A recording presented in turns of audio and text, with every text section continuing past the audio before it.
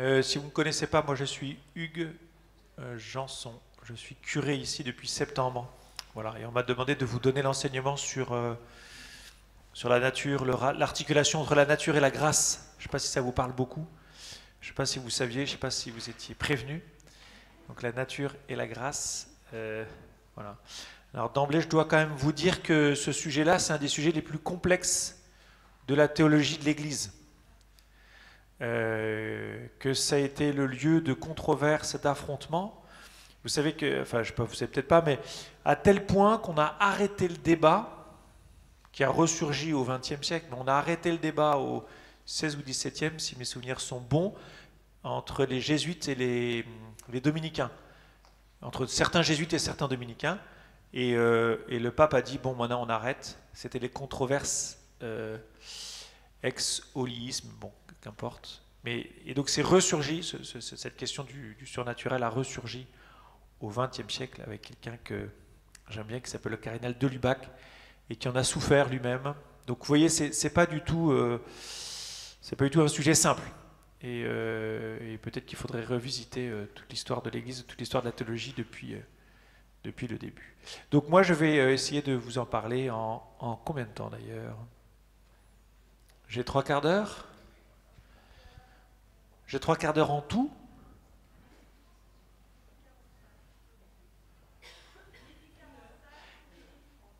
Est-ce que si par exemple je dis 12h30, on peut avoir un temps de questions-réponses jusqu'à 12h45? C'est bien ça? Ok, donc j'ai 3/4 d'heure, un peu moins. Mais en fait, ce rapport entre nature et grâce, il est essentiel, peut-être pas forcément, enfin si à maîtriser dans la mesure du possible, à la fois pour votre propre vie spirituelle, mais aussi pour... donc là, vous êtes en formation pour l'accompagnement, hein, c'est cela. Donc ça veut dire pour essayer vos frères, pardon, pour aider vos frères et sœurs à grandir dans la vie spirituelle, enfin à cheminer dans la vie spirituelle. Et donc ce sont des notions qu'il est bon de connaître. Sachant que, comme toujours, une hérésie, que je vais citer certaines hérésies, vous êtes tous hérétiques. Moi aussi, je suis hérétique. C'est-à-dire qu'une hérésie, il ne faut jamais s'imaginer que je suis exempt ou innocent par rapport à telle ou telle déviance dans la pensée et dans la vie spirituelle. En fait, nous cheminons toujours entre... petit à petit, nous apprenons nous-mêmes à discerner ce qui est de l'ordre, entre guillemets, de la fausseté et de la vérité, mais nous ne sommes pas encore au ciel, donc voilà, en fait, quand même, il faut être un peu humble sur soi-même, enfin un regard humble sur soi-même et accepter que nous puissions nous tromper. Voilà. Donc je vais peut-être d'abord préciser certains termes. Donc ce qu'on appelle la nature, donc l'intitulé de l'enseignement c'est Nature et grâce, sous-titre comment bien articuler la nature et la grâce dans ma propre vie spirituelle et dans la vie spirituelle de mes accompagnés. Comment bien articuler, comment aider l'autre à bien articuler ce rapport entre nature et grâce. Tout d'abord, peut-être préciser de certains termes. La nature, donc on parle de la nature humaine, d'accord? On parle de morale naturelle par exemple aussi, qui vient de là, ou de droit naturel, qui est lié à la nature humaine. C'est pas simplement un terme écologique, c'est aussi un terme théologique. C'est-à-dire que la nature humaine, elle a un rapport avec Dieu, c'est-à-dire qu'elle a été créée par Dieu. C'est une création, c'est de l'ordre du créé. C'est la réponse à la question fondamentale qui est qu'est-ce que l'homme? C'est ce que nous sommes en tant qu'être humain, c'est l'humanité de l'homme. C'est par exemple aussi c'est le fait de dire que l'homme est un être raisonnable, qu'il a une intelligence, une volonté, une mémoire, c'est sa nature. C'est aussi dire par exemple que l'homme est un être sexué, c'est aussi sa nature, qu'il est un être social, c'est aussi sa nature. On peut aussi dire avec saint Paul que l'homme est un être fait de corps, âme et esprit, c'est aussi la nature de l'homme, la nature humaine. Donc on est toujours dans l'ordre du créé, vous voyez. Ensuite, il y a la grâce. Donc la grâce, c'est un peu plus compliqué. On va dire que la grâce, c'est tout ce qui est de l'ordre des dons que Dieu fait à l'homme. Vous allez me dire, mais la nature humaine, c'est déjà un don fait à l'homme. D'accord? Mais ce n'est pas tout à fait la même chose. La grâce ne parle pas d'abord d'un don qui est de l'ordre de la création, même s'il y a une grâce créée, mais on ne va pas rentrer dans ce genre de détails. La grâce, c'est vraiment, quand on dit le mot grâce, on parle vraiment de tous ces dons que Dieu nous fait d'une certaine manière directement. À nous, hommes, en tant que créés, en tant que créatures. La grâce des grâces étant bien sûr la grâce incréée qui est l'Esprit Saint, qui est le don par excellence, puisque vous savez peut-être qu'un des noms propres de l'Esprit Saint, c'est le don de Dieu, avec un grand D. Le mot grâce inclut tout de suite la notion de gratuité. Ça, c'est essentiel. Retenez vraiment ce lien, grâce, gracieux, gratuit. Voilà. L'homme reçoit de Dieu des cadeaux qui sont gratuits. Ces cadeaux gratuits, qui sont des grâces, ou qui sont la grâce, permettent à l'homme de s'accomplir. Ça, c'est un terme important. Permettent à l'homme de s'accomplir en tant qu'homme. Mais cet accomplissement, ce n'est pas une seule humanisation, c'est une divinisation. Et là déjà, je rentre un peu dans l'articulation, c'est-à-dire que cette divinisation, c'est une humanisation qui dépasse l'humanité, d'une certaine manière. C'est-à-dire un athée ou quelqu'un qui serait habité par une pensée, comment dire, très humaine, dirait que l'homme est fait pour s'accomplir. On parle de l'accomplissement de soi. C'est toujours une recherche de plus d'humanisation, mais on reste toujours, on va dire, à l'horizontale. C'est-à-dire qu'on va chercher à améliorer ce que je suis en tant qu'homme. La grâce vous permet non seulement de faire cela, mais beaucoup plus que cela, vous permet de répondre à votre vocation d'homme et de femme devant Dieu. Et cette vocation, elle a un nom, ça s'appelle la sainteté, mais plus que cela encore, ça s'appelle la divinisation. Donc divinisation, c'est une humanisation, mais selon le projet de Dieu.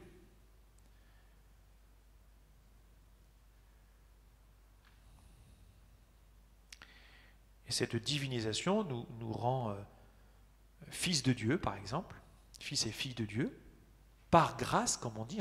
Jésus, on dit qu'il est fils de Dieu par nature, parce qu'il est de nature divine. Mais nous sommes fils de Dieu par grâce, ou par adoption.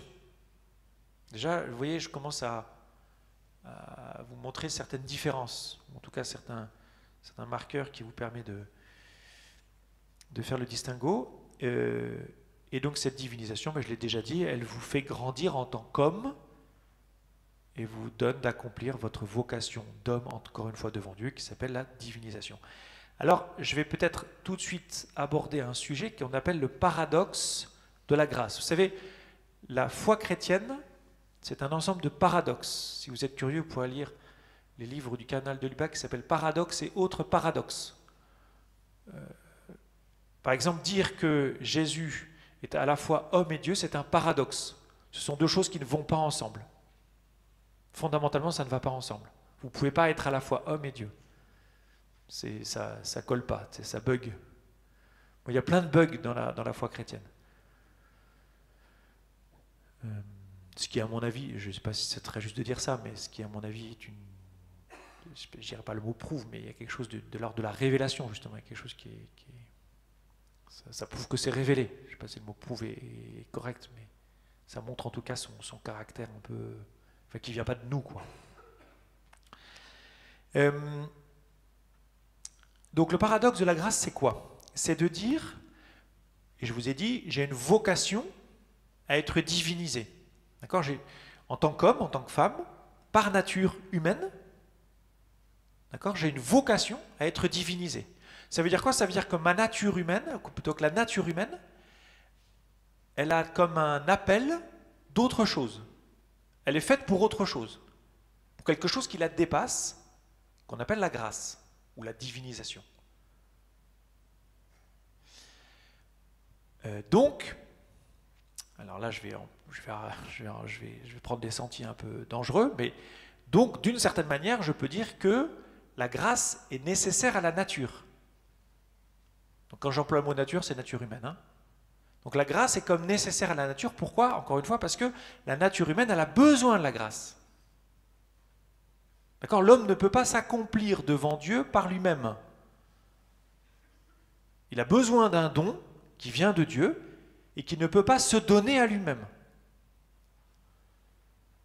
Sauf que, si vous réfléchissez un peu, ça contredit la gratuité.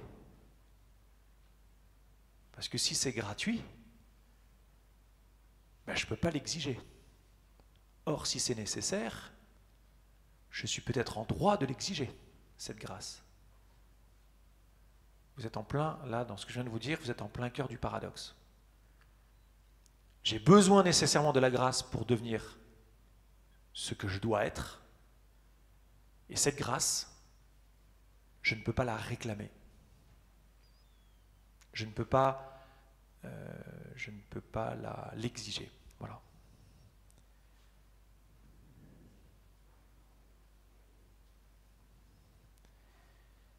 Et bien sûr, l'homme, et c'est ce qui va se passer au jardin d'Éden, hein, dès Genèse 3, l'homme, parce qu'il a besoin de cette grâce, eh bien, va être tenté par le démon de l'exiger et de faire un procès à Dieu. Si tu ne me le donnes pas, tu es un menteur, tu es un tortionnaire, j'en ai besoin et tu ne me le donnes pas. Et donc, là je vais commencer un peu, peut-être à rentrer un peu dans le vif du sujet, mais ça veut dire quoi? Ça veut dire que plus l'homme devient gracieux, c'est-à-dire habité par la grâce, plus il apprend la gratuité dans ses rapports avec Dieu. Et dans ses rapports avec les autres, évidemment. Donc un des fruits de la grâce, c'est la charité, comme on dit, mais c'est la charité aussi, c'est aussi la gratuité. Parce que nous avons toujours, à cause du péché originel, cette tentation de ne pas être gratuit. Et donc d'entrer dans un rapport donnant-donnant avec Dieu, basé sur la récompense ou le mérite. D'accord? Si je pose telle action, je mérite telle grâce. Donc on rentre dans des mécanismes de cause-effet, de commercial, quoi. Des rapports qui ne sont plus liés justement à la gratuité.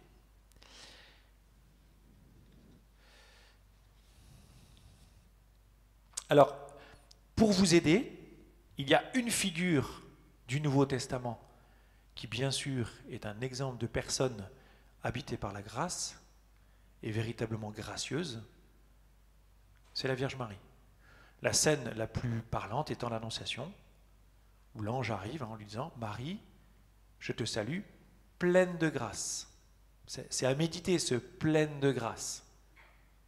Et ce « pleine de grâce » va, dans un dialogue avec l'ange, aboutir à « Voici la servante du Seigneur ». Et donc, vous avez ici, en acte, un « oui » qui est donné pleinement par Marie, et pleinement par Marie habité par la grâce. C'est bien Marie qui donne ce oui, mais elle le donne habité par la grâce. Elle ne le donne pas sans la grâce. D'où la question qui revient souvent dans nos cœurs, dans notre intelligence, Marie avait-elle le choix? Ah oui, si elle était immaculée conception dès sa conception, avait-elle le choix de dire non? Sauf que, est-ce que la liberté humaine est faite pour dire non? Non à Dieu, j'entends. Vous pouvez dire non. En étant libre, justement, parfois, il faut savoir dire non. Mais est-ce que la liberté humaine consiste à savoir dire non à Dieu? Sûrement pas. La liberté humaine, ça consiste à savoir dire oui, mais un oui plein, entier, total. Voilà. Donc j'avance. Mon premier point, c'était l'introduction. Le don de la grâce et le péché de l'homme. Ce sera mon premier point. Donc, si on revient à l'origine Donc vous êtes dans le jardin d'Éden, Genèse 1, chapitre 1, enfin Genèse chapitre 1 et 2. L'homme qui a été créé dans le jardin d'Éden est un homme, pleinement homme. Il possède 100% la nature humaine. Il a été créé dans son humanité. Et Dieu vit que cela a été très bon. Donc il y a une vraie bonté de la nature humaine. Il est bon, enfin voilà, être homme c'est bon. Mais la théologie de l'Église a toujours considéré qu'il était dans un état de grâce naturelle, enfin naturel au sens qui était donné à l'origine, comme naturellement. L'homme a été créé immergé dans l'amitié divine. C'est pour ça qu'il pouvait avoir un dialogue avec Dieu, presque comme entre nous. Ça s'appelle la justice originelle. Pour autant, l'homme n'était pas totalement achevé. C'est-à-dire qu'il n'avait pas encore accompli sa vocation totale, qu'on appelle la divinisation. Alors c'est un grand mystère, là aussi les théologiens se sont beaucoup écharpés sur cette question. Comment aurait-il pu être divinisé? Est-ce que le Christ aurait dû apparaître, venir, comment ça aurait dû se passer? C'est très compliqué, on n'en sait strictement rien, parce que nous ne pouvons réfléchir qu'après le péché originel. Mais, en tout cas, ce qui est sûr, c'est que la théologie a toujours considéré que l'homme créé dans le paradis originel n'était pas divinisé. Donc n'était pas encore dans l'état que nous serons nous après le jugement dernier. Et donc, il manquait, mais déjà le mot n'est pas très juste, parce que quand je parle de manque, je suis déjà dans un registre post-péché originel, parce que je suis en train de dire, ah ben s'il me manque quelque chose, alors ça veut dire que Dieu m'enlève quelque chose, d'accord? Mais il manquait quelque chose à l'homme pour être pleinement homme, c'est-à-dire pour pleinement répondre à sa vocation, ce qui s'appelle la divinisation. Donc il avait encore à vivre cette divinisation. Il lui manquait encore ce qu'on appelle la grâce élevante.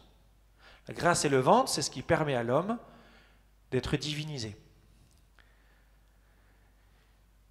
Ça veut dire quoi? Ça veut dire aussi que l'homme, dans ce paradis originel, il avait cette ouverture, cette attente de Dieu. D'accord? La nature humaine, je vous ai dit, elle est ouverte à la grâce. Elle attend la grâce.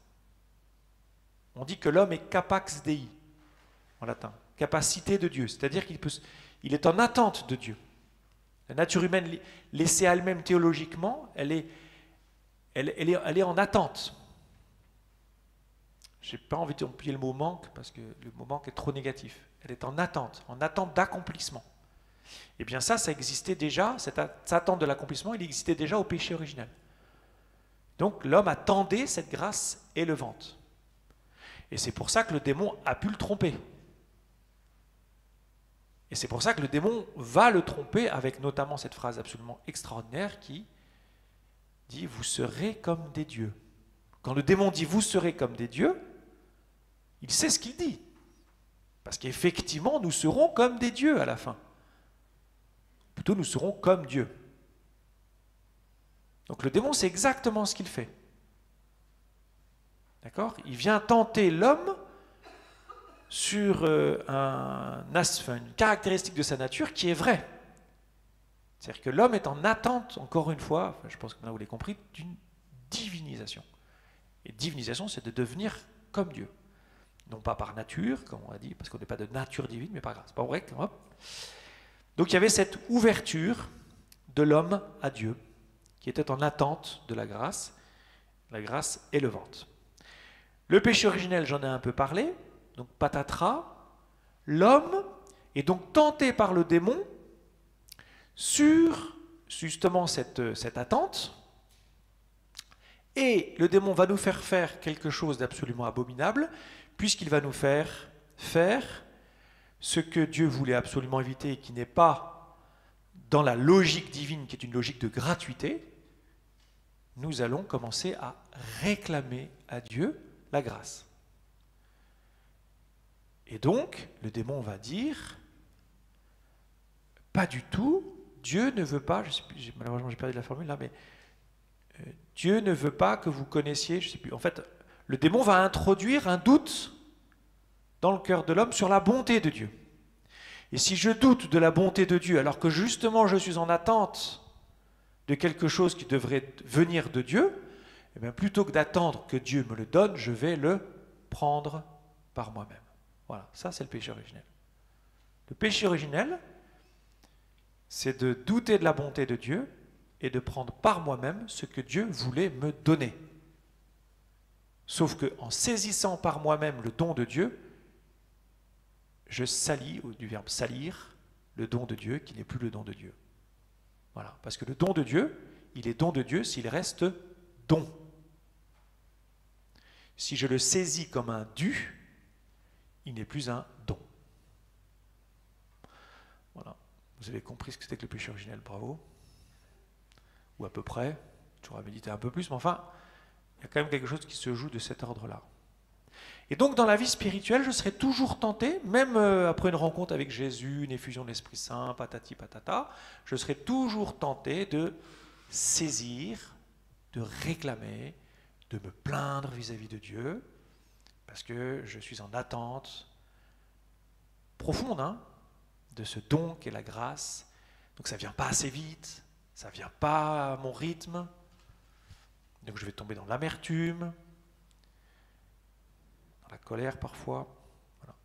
Ce qui est très important de comprendre, c'est que ce péché originel n'a pas détruit la nature humaine, parce que ça va être un sujet pour toute l'histoire de la théologie. C'est-à-dire que le péché originel a blessé la nature. L'homme qui sort du péché originel est un homme blessé, mais il reste un homme. Il reste un homme doué d'intelligence, de volonté, de mémoire et de liberté. Cette liberté, elle n'est pas détruite. Je dis ça parce que plus tard, vous avez des gens qui vont dire on est tellement foutu qu'on n'est plus que de la merde.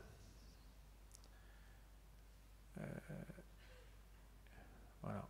Alors que non, la théologie catholique, en tout cas, a toujours considéré que la nature humaine restait belle, bien que blessée. Et c'est justement parce qu'elle reste belle, c'est-à-dire qu'elle reste avec ses facultés, que la grâce va pouvoir réparer ses facultés. On va parler d'une grâce sanante. Sanante, du verbe sano. Sano, sanas, amaya, c'est ça, je crois. Donc, sano. Je soigne, je guéris, le soin. Sanante, on parle d'une grâce sanante. Donc maintenant qu'on a traversé le péché originel, nous avons besoin non seulement d'une grâce élevante, mais nous avons besoin d'une grâce sanante. Donc la grâce va à la fois aujourd'hui nous guérir, nous remettre en capacité, et en même temps nous donner ce que notre nature humaine réclame, à savoir la divinisation.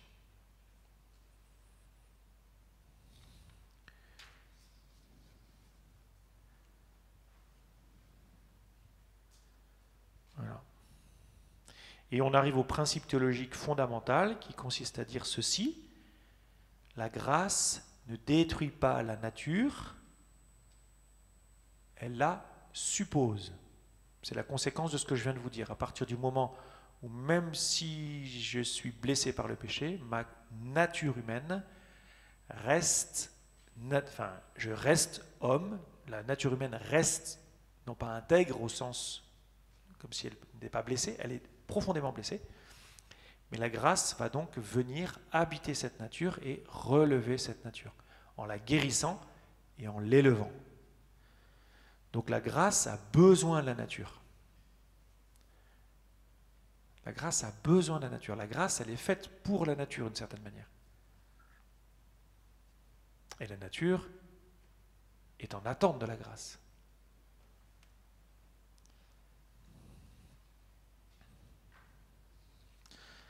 Alors, vous allez avoir dans l'histoire de l'Église, bien sûr, plusieurs personnes. Enfin,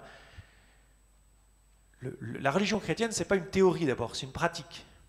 D'accord ? On vit en chrétien et ensuite on réfléchit. Bien sûr, on peut réfléchir avant d'agir, mais en tout cas, toute la théologie, elle est le fruit de la vie spirituelle. C'est en vivant de la grâce que je découvre qui est Dieu, ce qu'est la grâce, ce qu'est l'homme, etc. C'est en vivant. Donc, voilà, pour grandir, voilà, pour grandir dans votre compréhension même de la grâce, de Dieu, etc., de vous-même, il faut vivre, il faut agir.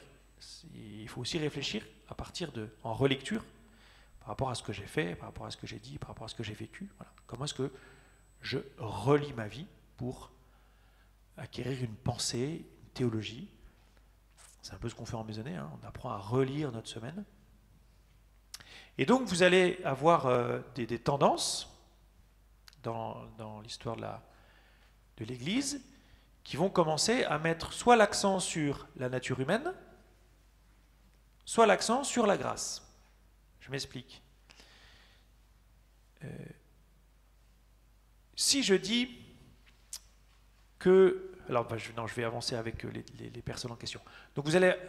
Le premier, enfin pas le premier, je ne pense pas le premier, mais en tout cas une hérésie qui est apparue au IVe siècle, si mes souvenirs sont bons, par un moine qui s'appelle Pélage. On va appeler cette hérésie, on va l'appeler le pélagianisme, qui est une hérésie qui est encore aujourd'hui en cours. Je peux être parfois pélagien, je vais y revenir.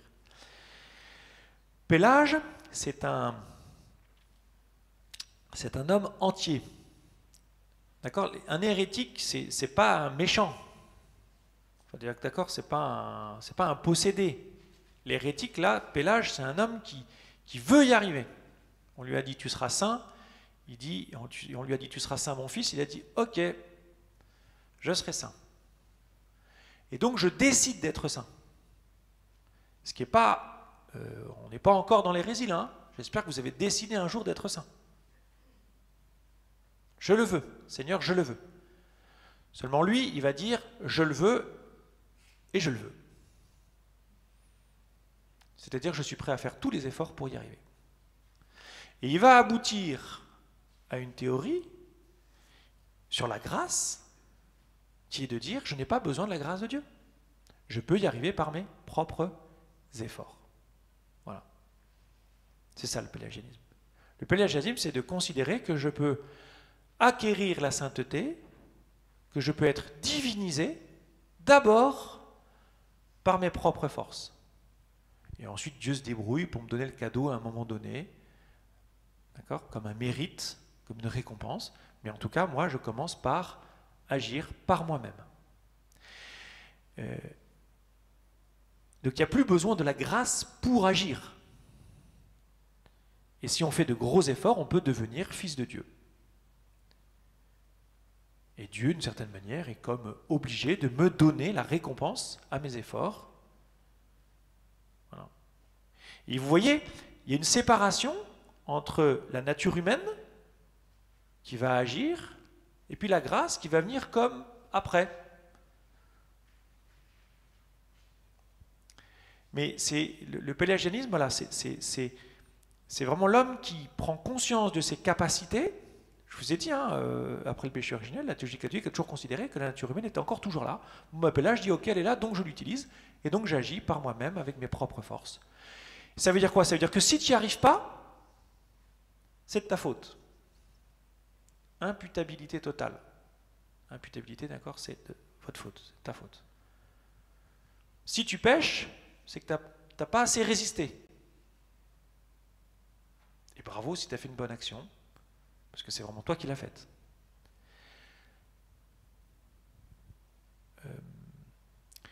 Voilà. Le point positif, c'est que Pélage prend au sérieux la liberté humaine. La liberté que Dieu m'a donnée, en fait. Je reste libre. Et donc, c'est à moi de me prendre en main. On dit souvent ça. Je sais pas, peut-être que vous avez des enfants, vous dites à vos enfants, mais prends-toi en main, quoi. Alors là, c'est peut-être un peu pélagien quand on dit ça. Vous allez voir que c'est un équilibre qui n'est pas si simple à trouver. En tout cas, Pélage, lui, il dit, la grâce de Dieu, je n'en ai pas besoin, je peux y arriver par mes propres forces. Donc Jésus ne vient pas habiter en moi, ce serait vraiment le fruit de la grâce. Jésus, c'est un modèle à imiter. Donc, je lis les évangiles comme quelque chose, comme des actes, des comportements que je dois imiter. Donc, vous voyez, c'est toujours pareil, il y a une séparation radicale entre Jésus et moi. Jésus est extérieur à moi, il est voilà, et donc moi, je vais essayer de l'imiter. Vous avez alors, la réponse que l'Église a retenue, c'est la réponse d'Augustin. En fait, Pélage lui-même va être en controverse avec Augustin, parce que, si mes souvenirs sont bons, Pélage, lui, va réagir à une phrase d'Augustin, je crois dans les Confessions, qui dit « Commande ce que tu veux et veux ce que tu commandes ».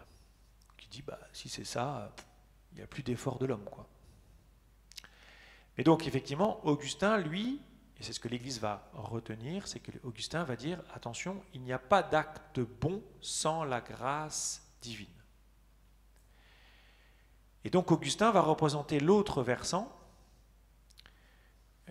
qui va être parfois malheureusement tombé dans une autre hérésie, mais l'autre versant qui consiste à dire, enfin l'autre versant qui va aboutir à un pessimisme sur la nature humaine, qui va petit à petit considérer que la nature humaine est totalement détruite, et que donc l'homme n'est plus libre, qu'il ne peut plus rien faire par lui-même, et que la grâce va être seulement quelque chose comme une décision de justice. Alors ça c'est Luther.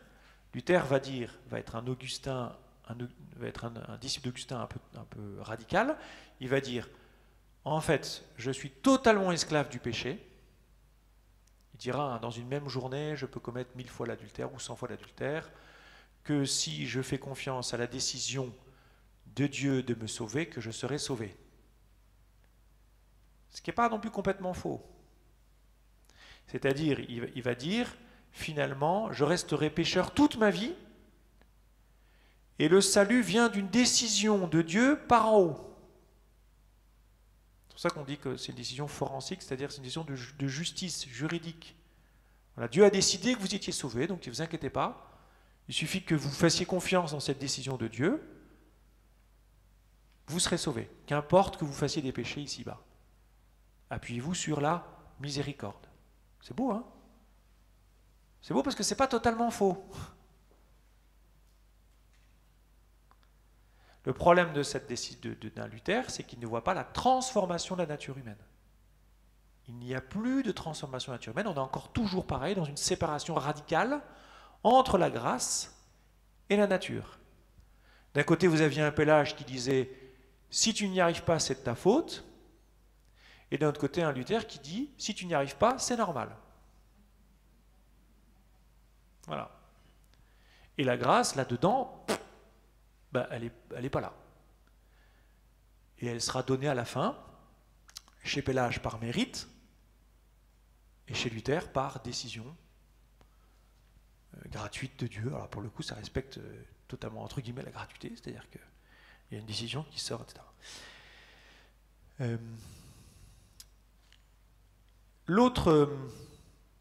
Une autre hérésie qui va poindre, qui est un peu dans la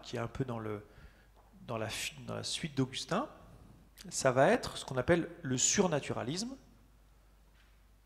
Je ne suis pas un spécialiste de ce genre de courant, mais ce que j'appellerais moi un peu le quiétisme, qui est un courant protestant, qui va considérer que je suis donc terriblement blessé, je ne peux plus faire d'efforts, d'accord?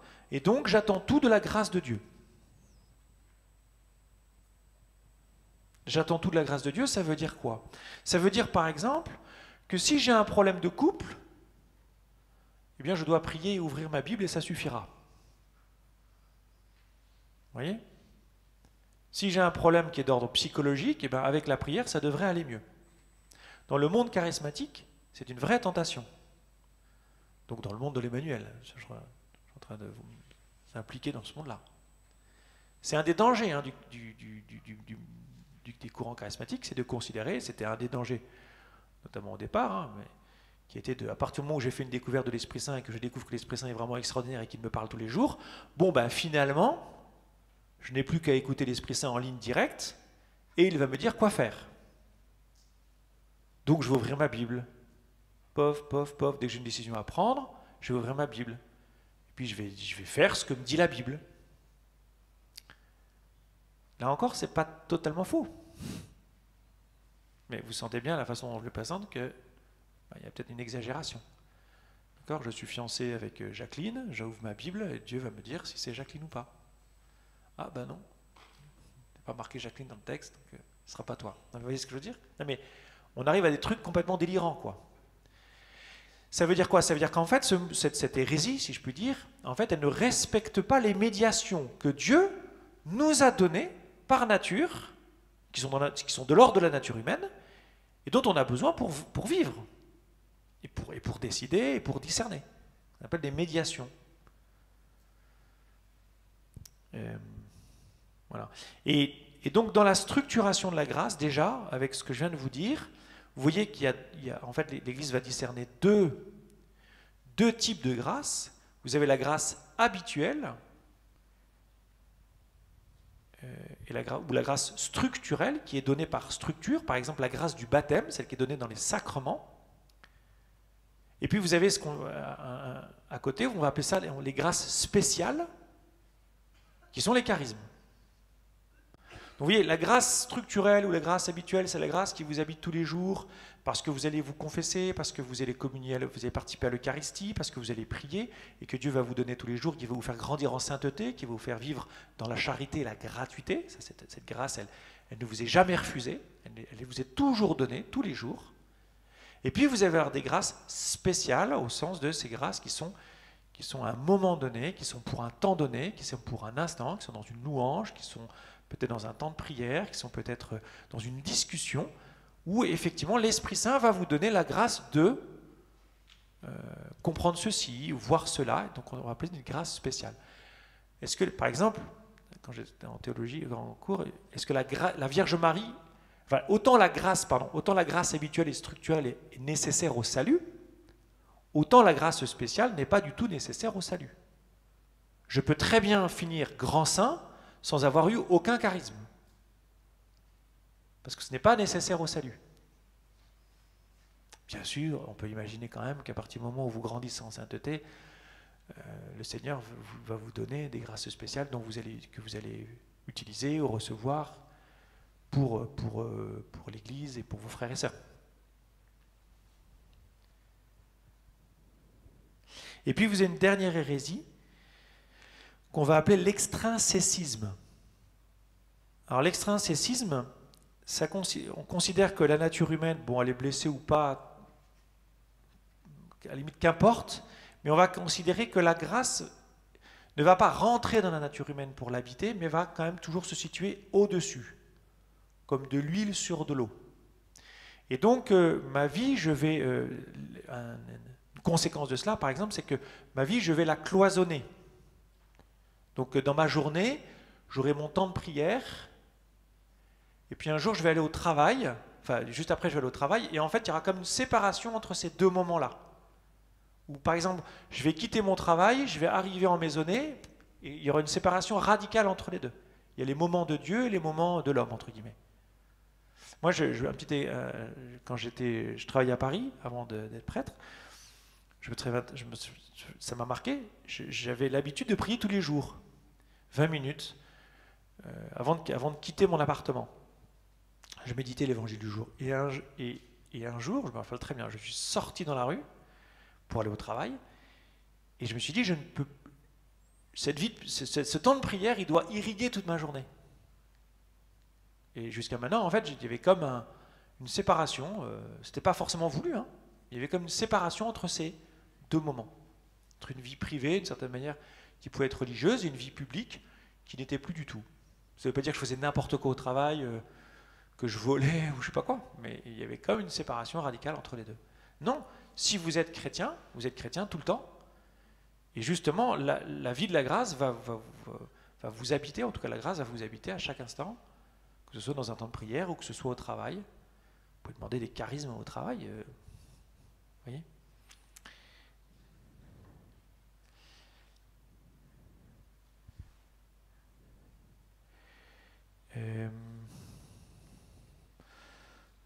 Voilà, donc peut-être parce que après, on pourrait regarder ce que ces hérésies engendrent dans l'accompagnement, mais bon, vous sentez bien, le pélagianisme, c'est vraiment fait des efforts.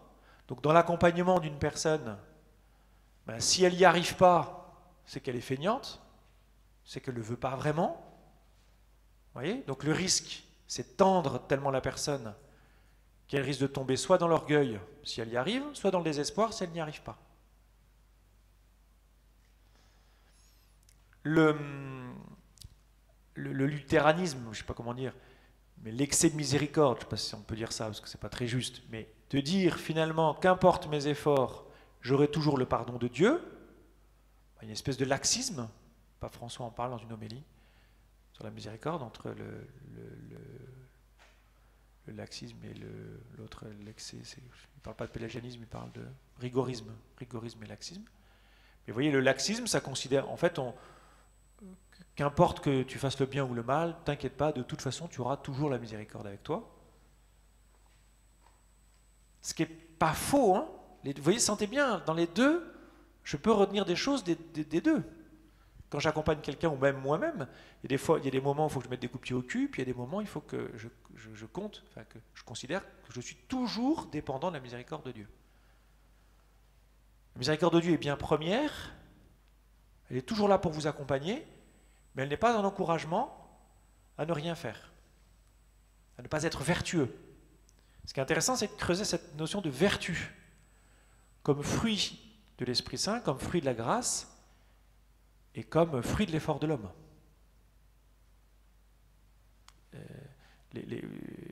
En évitant justement ce pélagianisme, vous savez que les vertus, c'est d'abord des notions chez les philosophes grecs. Donc il n'y a pas cette notion de grâce. Donc qu'est-ce que c'est qu'une vertu, en tout cas chrétiennement vécue? Donc c'est cette alliance. Peut-être que là, je rentre un peu plus dans cette articulation saine entre guillemets nature et grâce, c'est que un des mots qui peut vous aider, c'est ce terme d'alliance. En fait, je fais alliance avec Dieu. L'alliance, c'est l'alliance de deux libertés. Hein. C'est une alliance, c'est un contrat pour une militaire, entre guillemets, de protection. Et donc, et ça c'est un terme biblique, c'est-à-dire que la Bible reprend ce terme d'alliance, l'alliance entre le peuple et Dieu, entre Dieu et le peuple. Et donc cette alliance, elle va m'apprendre, je vais devoir apprendre à faire alliance dans ma liberté, avec une liberté qui est au-dessus de la mienne, mais qui n'est pas du même ordre que la mienne, qui est celle de Dieu. Et vous voyez que donc cette articulation de nature et grâce, en fait, toutes ces erreurs, au fond, mettent la grâce sur le même plan que la nature humaine. Or, la grâce, ce n'est pas du tout de l'ordre de la nature humaine.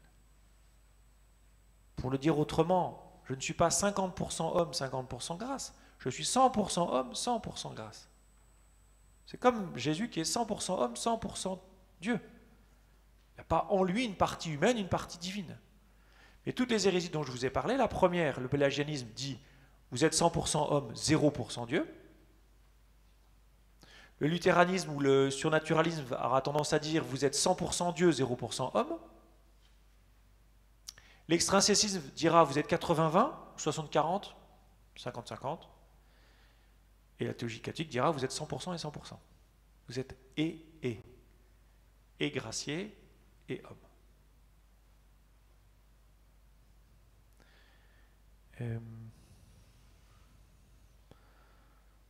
Voilà. Le péché, une des grâces du péché, parce qu'il y a des grâces à pécher, c'est de vous rappeler comme Luther que vous êtes toujours dépendant de la miséricorde divine. Et la victoire sur le péché vous rappelle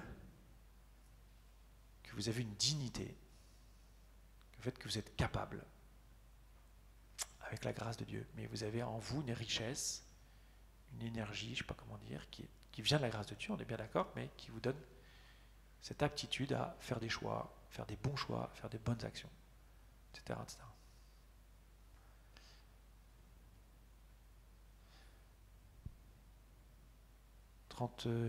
Et une.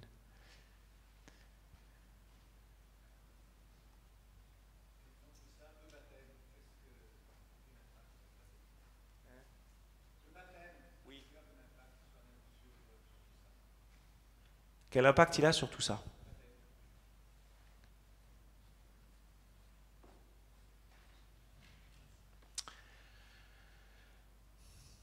On dit que le baptême donne la grâce de devenir enfant de Dieu. En fait, le baptême vous donne cette grâce sanante et cette grâce élevante dont vous avez besoin dès le départ.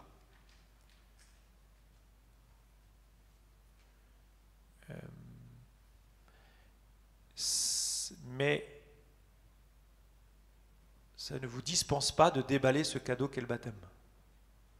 C'est-à-dire cette grâce qui vous a été donnée, même cette transformation de votre humanité qui vous a été donnée, ensuite c'est à vous d'en vivre. La sainteté vous a été donnée en germe, maintenant elle doit se déployer. La grâce vous a été donnée comme une semence, maintenant elle doit grandir en vous. Vous êtes cette terre, c'est beau cette parabole du semeur. Hein. Là aussi vous avez une belle illustration du rapport nature-grâce. Vous êtes la terre, réceptacle de la semence. La semence sans la terre n'est rien, la terre sans la semence n'est rien.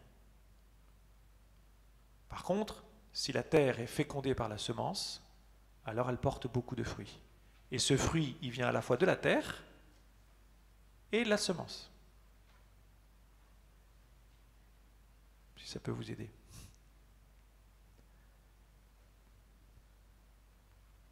Le catéchisme nous dit que le baptême nous rétablit dans l'immersion originelle divine. Oui, c'est ce que je vous ai dit. Oui. Ça nous met dans la condition dès avant la chute. Je dirais pas ça. En tout cas, il vous rétablit enfin, il vous donne dès à présent cette grâce de la divinisation qui était effectivement prévue dès avant la chute. Mais je ne sais pas si il y a une différence fondamentale entre, enfin, le péché originel en fait a quand même cassé irrémédiablement quelque chose. Donc on ne peut pas, on ne retrouvera jamais l'état d'avant le péché originel. D'ailleurs, même à penser, je pense qu'on en sommes totalement incapables parce que nous sommes toujours en train de penser après le péché originel, donc nous pensons blessés par le péché originel. Donc je dirais pas ça. Même si, effectivement, la grâce du baptême nous remet dans cette amitié avec Dieu. Mais le problème, c'est qu'on garde cette liberté blessée. Alors que dans l'état d'avant le péché originel, il y avait cette connaturalité, cette amitié avec Dieu qui était comme donnée.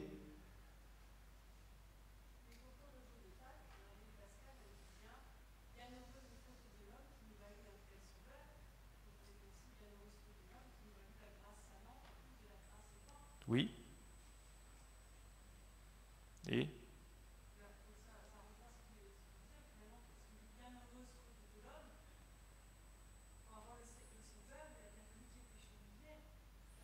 c'est un débat. Mais c'est un vrai débat. C'est-à-dire, enfin, bon, je vais pas, ça serait, à mon avis, on partira un peu loin, mais est-ce que sans le péché originel, le Fils de Dieu se serait incarné ou pas? Alors, il faudrait que je ressorte mes cours. Mais la question, elle n'a pas été totalement tranchée. Enfin, la réponse, pardon, n'a pas été totalement tranchée. Je crois que je ne sais plus si c'est Saint Thomas qui dit. Oh, je sais plus. Ce qui est sûr, c'est qu'il y a eu le péché originel et qu'il y a eu l'incarnation.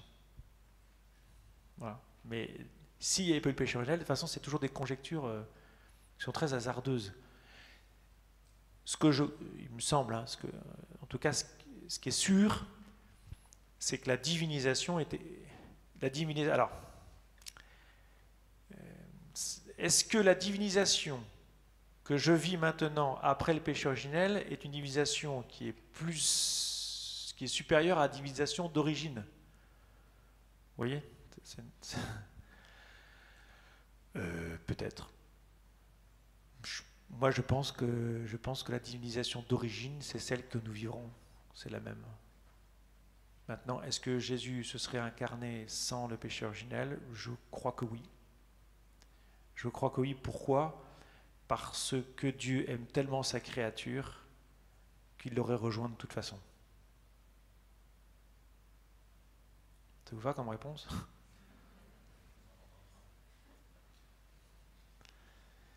En fait, il ne faut pas voir l'humanité comme quelque chose de rabaissant.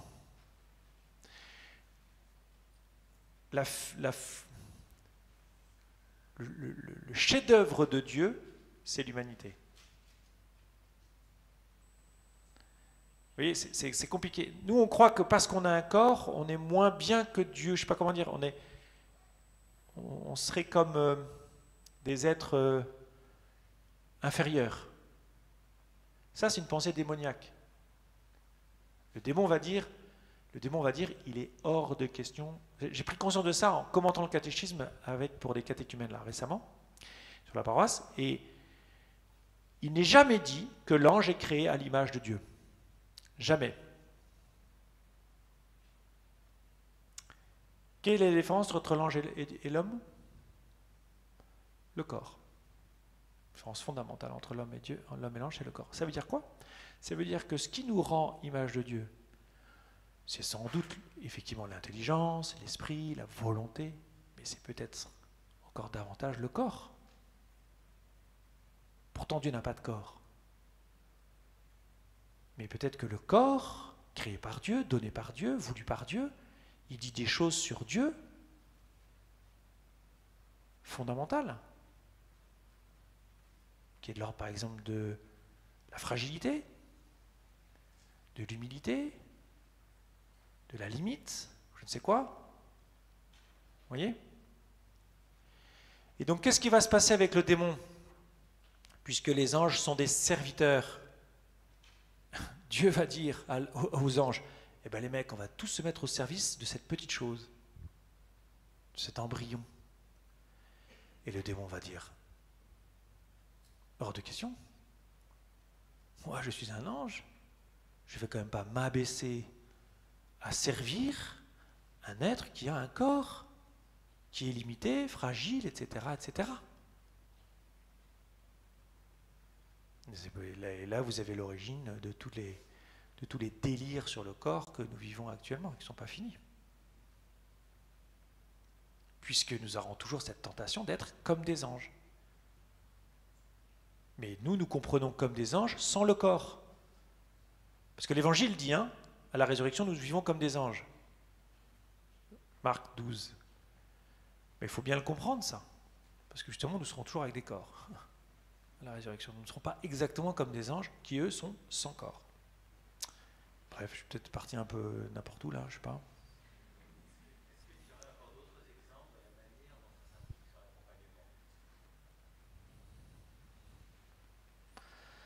Mais je pense que dans l'accompagnement, d'abord, je pense que c'est vous ne pouvez accompagner que si vous vous accompagnez vous-même.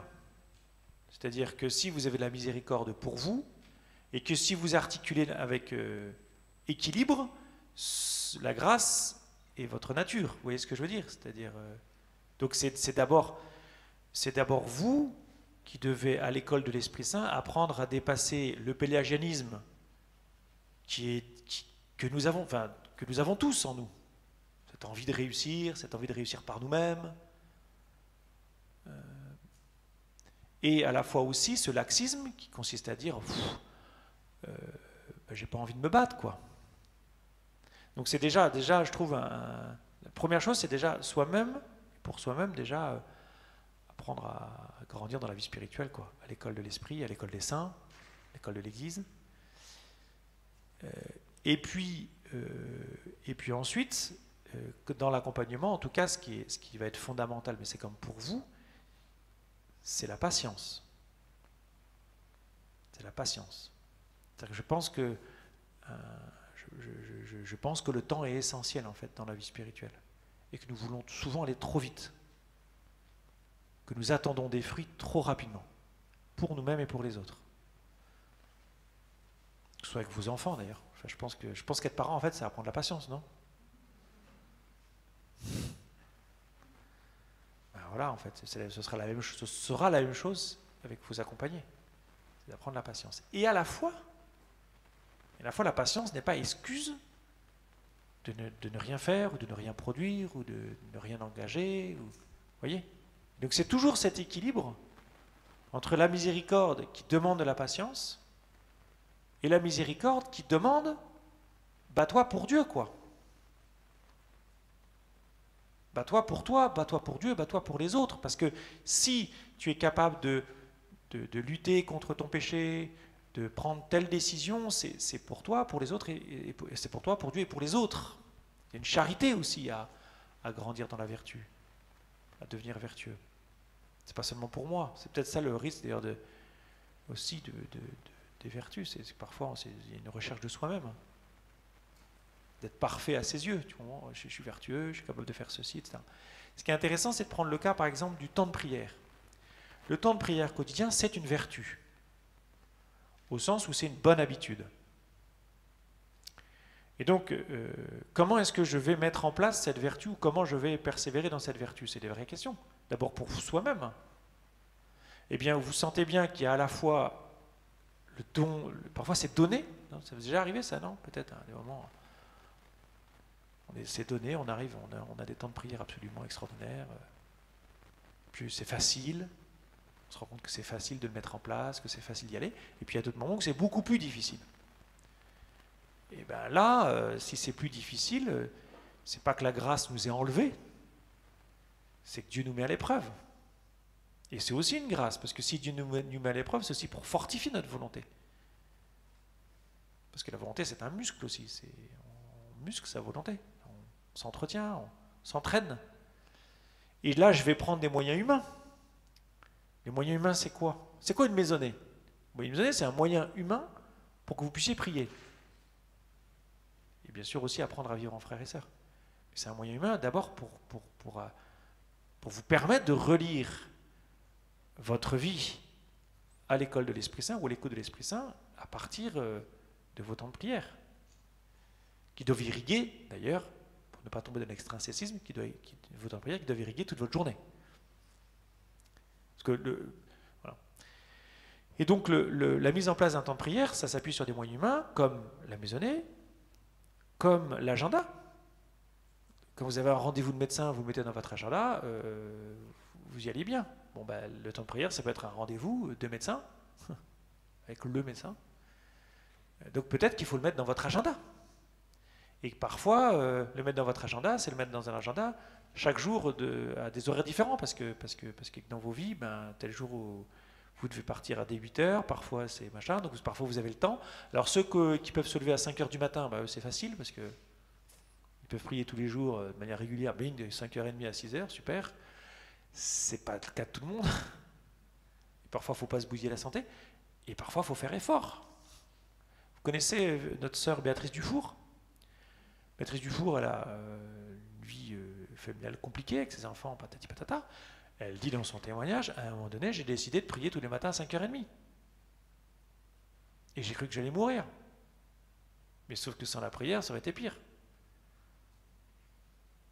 Donc, bon voilà quoi. Et quand je vous dis ça, vous vous sentez écrasé? Ou parfois vous dites, allez ouais, demain, 5h30. Là, vous êtes petit côté pélagien, là. Allez là, on va y aller. Et ça fait du bien parfois d'être un peu pélagien, parce que parfois on dit, allez là, on se donne un coup de pied au cul et on y va. Mais ça ne tient pas à ça. En fait, le pélagianisme, au bout d'un moment, on s'épuise, quoi. Et donc vous voyez, c'est toujours ce va-et-vient entre l'effort que je vais poser, la grâce qui va m'aider à le poser. Voilà. Et puis parfois je ne vais pas y arriver. Mais c'est aussi une grâce, parce que le fait de ne pas y arriver, ben, ça me fait prendre conscience que j'ai toujours besoin de la grâce. Comme dit Sainte Thérèse, tout est grâce. Même vos péchés sont des grâces, d'une certaine manière. Alors évidemment, ah, donc si c'est une grâce, c'est cool, alors je vais pouvoir pécher. C'est pas grave. Mais si, c'est grave un péché. C'est toujours grave un péché. Mais c'est aussi une grâce. C'est grave et c'est une grâce. Parce qu'en fait, si c'est un péché, va vous faire prendre conscience toujours davantage de la miséricorde. Parce que si vous ne prenez pas conscience de la miséricorde, si vous n'avez pas conscience que la miséricorde est toujours au départ de votre vie, et que sans la miséricorde, vous n'êtes rien, et là, je ne tombe pas dans Luther, hein, parce que je pourrais l'interpréter de manière luthérienne en disant, si je suis rien, bah oui, je suis rien, je suis une grosse merde. Non. C'est que avec la miséricorde, vous êtes quelqu'un. Mais parce que la miséricorde est là. Mais vous êtes vraiment quelqu'un. Vous êtes vraiment vous-même avec la miséricorde. Et la miséricorde va vous permettre d'être pleinement vous-même. Mais sans la miséricorde, vous tombez dans l'orgueil. Alors là, c'est la catastrophe. Donc, dans l'accompagnement, bon courage. C'est ce que dit, c'est ce qui est dit dans les Actes des Apôtres, dans la lettre adressée aux chrétiens. Vous savez, c'est la première lecture d'hier, énorme, dans les Actes des Apôtres. Vous avez les décisions du Concile de Jérusalem qui disent abstenez-vous des viandes saignées, etc. Et à la fin, il y a marqué bon courage. Voilà, je sais plus que ça va vous dire. bon courage.